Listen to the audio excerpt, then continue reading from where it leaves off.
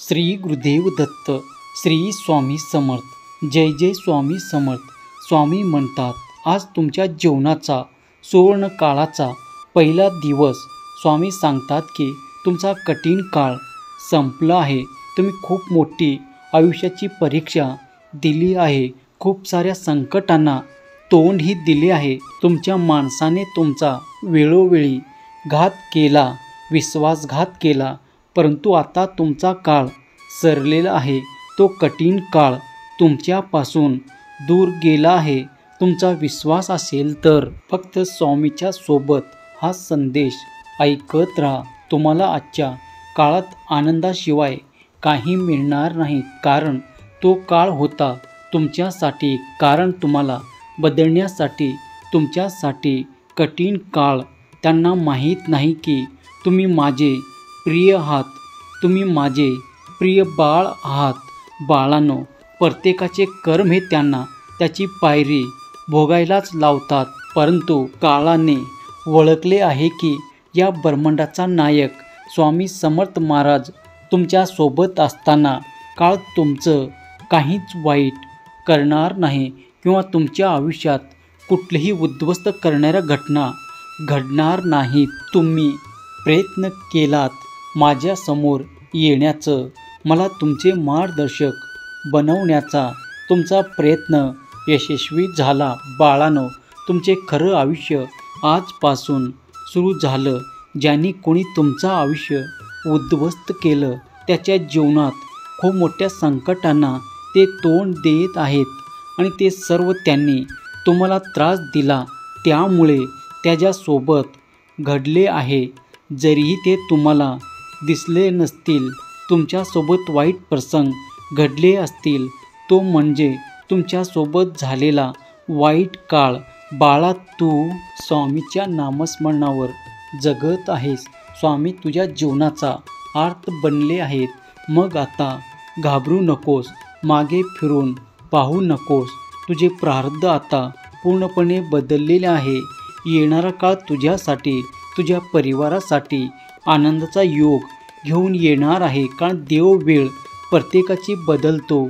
मला माहीत आहे, तू खूप वेळा रडला आहेस, खूप वेळा तू तुझे मन मारले आहेस, कारण तुझी परिस्थिती तुला सुखाचे आयुष्य जगू देत नव्हती. परंतु आता निश्चिंत राहा.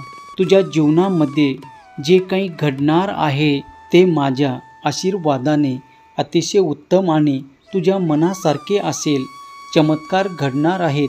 तुझ्या जीवनात येणारे बदल, चमत्कार. लवकरच तुझ्या विश्वासावर विश्वास ठेवशील आणि तुझे कर्म हे स्वामी आईपर्यंत पोहोचले आहे. तुझा विश्वास असेल तर स्वामी आई, तुम्ही दिलेले मार्गदर्शनावर मी चालायला तयार आहे अशी कमेंट करा, कारण तुम्ही केलेली प्रत्येक प्रार्थना हे स्वामीपर्यंत पोचणार आहे. आणि हा तुमच्या आयुष्यातील सर्वात पहिला दिवस, जो तुम्ही सुखाने आणि आनंदाने जगण्याच्या वाटेने वाटचाल करत आहात. येणारे पुढचे दिवस तुझ्या परिवारासाठी अतिशय उत्तम आहेत. फक्त सात्विक विचार, सात्विक वर्तणूक आणि सात्विक अन्नग्रहण हे तुझ्या जीवनाचा मुख्य पाया आहे. तुमच्या आयुष्यात कोणीही नसेल तरीही चालेल, परंतु या स्वामी आईचा आधार कधीही तुमच्यापासून दूर जाणार नाही, याची तुम्ही काळजी घ्या. तुमच्या आयुष्यात, तुमच्या जीवनातील तुमच्या प्रत्येक व्यक्तीमागे तुमचे मार्गदर्शक असेल तर ते फक्त तुमचे स्वामी आई. तुम्ही केलेली प्रत्येक मेहनत तुम्ही कल्पना करू शकणार नाही इतके तुम्हाला यश देऊन जाणार आहे. तुम्ही ज्या ठिकाणी पाय ठेवता त्या ठिकाणी तुम्हाला यश येईल. संकटापासून तुमचे रक्षण होईल. तुमचं स्वतंत्र असं शून्यातून विश्व बनेल. तुमच्याकडे लोक आहेत त्यापेक्षा जास्त अपेक्षेने पाहतील. तुमचा जो कोणी वाईट विचार करत आहेत ते सुद्धा आता तुम्हाला शरण येतील. तुम्ही केलेला प्रत्येक विचार, प्रयत्न हे तुम्हाला शांती आणि समाधान देणारही. तुम्हाला जर जीवनात काही स्वीकार करायचे असेल तर ते फक्त स्वामी आईची आज्ञा आणि स्वामी आईचे प्रेम स्वीकार करा. मला माहीत आहे तणावामध्ये तुम्ही जगू शकत नव्हता, कारण तो तणाव तुम्हाला देवापासून दूर नेत होता. मला तो अस्तित्वात नव्हताच, परंतु देव तुमची परीक्षा घेत होते. ती परीक्षा संपली आहे. तुमच्या डोक्यामध्ये निर्माण झालेला कचरा देवाने काढला आहे. सर्व काही तुमच्या मताचे आहे. फक्त आता सद्भाव आणि इतराबद्दल प्रेम तुमच्यामध्ये असावे, हे स्वामीचे तुमच्याकडून अपेक्षा आहे.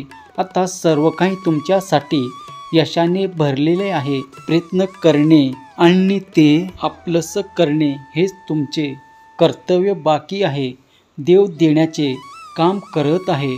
तुम्ही घेण्याचे काम करा, कारण हा महिना, हा आठवडा तुमच्यासाठी अतिशय मोठी आनंदाची बातमी घेऊन येणारा ठरेल. कारण आज देवाने तुमच्यासाठी एक वेगळाच अध्याय दिला आहे. तो अध्याय असेल की तुमचं यश, परंपरा आणि तुमच्यासोबत असणारी कीर्ती तुम्हाला दुगुणी यश देणार आहे. बाळांनो, तुमच्या दुःखाचा नाश झाला आहे.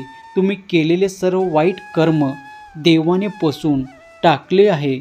आता पुढचे आयुष्य कोरे आहे. त्यावरती आता तुम्हाला काय रेखाटायचे आहे ते तुम्ही ठरवा.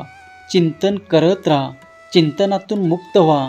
आनंद, प्रसन्न मन ठेवून तुम्ही स्वतःला आरशात पाहून विचार करा की देवाने मला आयुष्य का दिलं आहे आणि मी ते कशासाठी वापरत आहे. ते तुमची शक्ती आणि आत्मविश्वासावर तुम्हाला जगायचे आहे.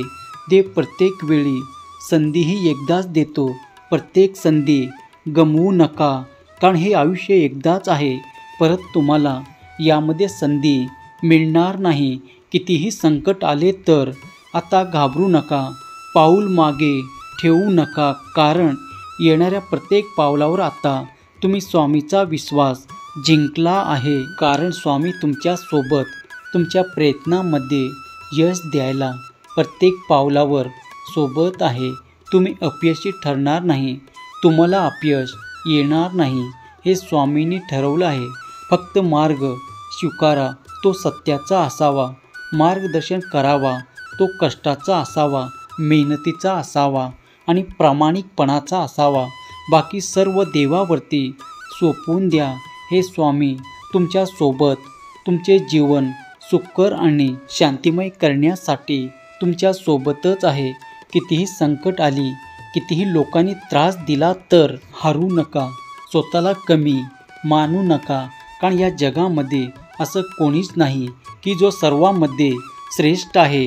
आणि यश अपयश हा तर आपल्या जीवनाचा भाग आहे.